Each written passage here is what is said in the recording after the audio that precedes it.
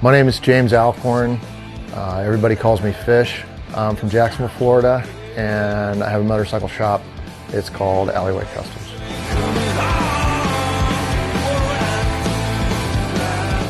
I started skateboarding when I was in probably fifth grade, and skated a bunch of backyard ramps in my area in Jacksonville, and eventually became a Kona local.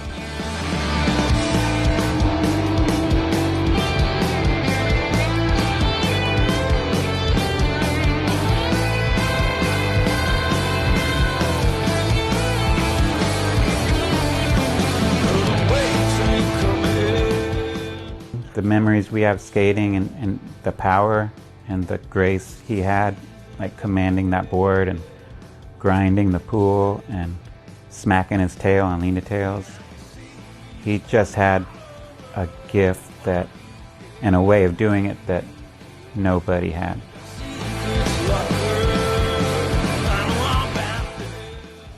So the ESA championship finals were supposed to be at Kona Skate Park, and the ramp didn't get finished in time. It ended up getting moved to Dave Gilbert's ramp.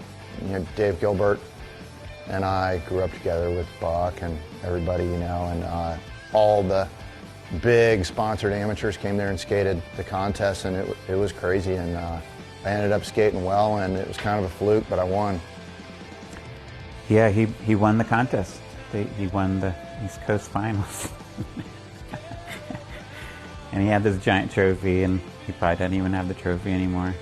I don't even know if he won any money, but he just shredded, and I got second, and it was an honor to be second. Yeah, growing up skating was super fun. You know, it kind of exposed you to some different elements of stuff, and without growing up skating, I probably would have never been exposed to music and ultimately motorcycles.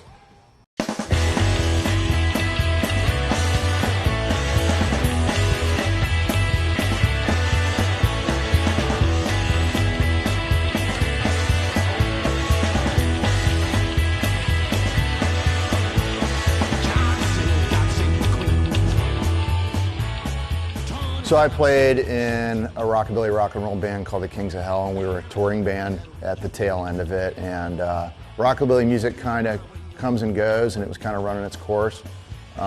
So I got out of playing music and touring and started getting into actively pursuing trying to do something with motorcycles.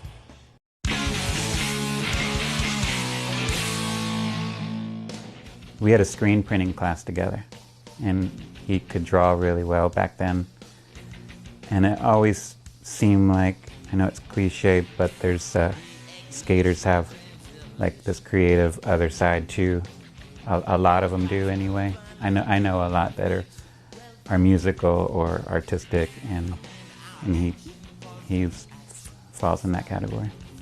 I never really pursued it.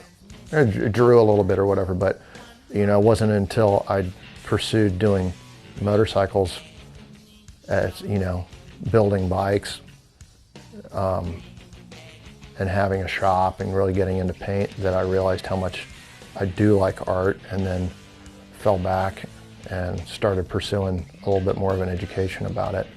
So in 2018, I went and took the Brushmaster's Getaway class and got to meet some legendary painters there that shared some knowledge. One was Gene Winfield. You know, the guy's 95 years old right now, and you know, car customizer, legendary car customizer and painter. He invented the Winfield fade and showed me how to do it.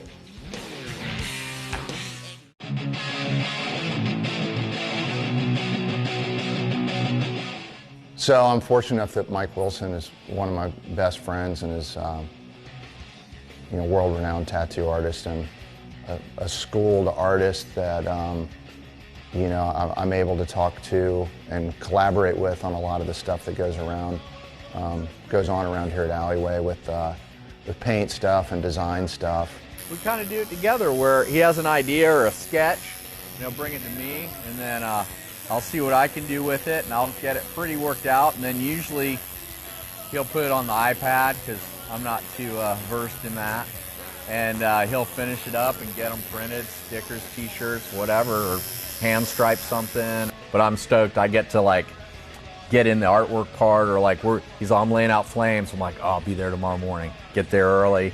Like, let's do this. Let's try this. You know, I love that. Shooting ideas. You know, whatever. He's creative, good musician, great skater. You know, it's like, hey, I'm gonna build bikes now. All that focus, I'm like, I'm gonna do it. You know what I mean? So it's pretty cool. I love that, and it's like all those things I just mentioned are kind of a solo sport. You know, so it's like, hey, show up in the morning, just me and what I need to do. Well, so basically, in building motorcycles, you want to do as much of it yourself as you possibly can, but it's also kind of a necessity because sometimes, you know, you can't. There's a lot of people you can subcontract all that stuff to, but they might not see it exactly how you see it, and I feel like it creates a better product when it's all your vision front to back.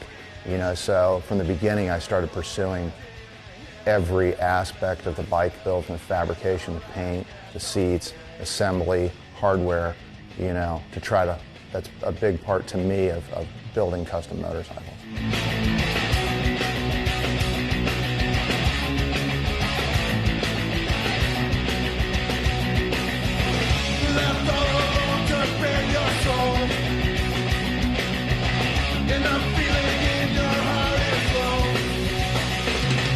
So being a part of the 2020 People's Champ competition, it completely changed my career as a motorcycle builder and having a business in the motorcycle industry. Just to jump into a competition, you know, it's very overwhelming. It's a huge show.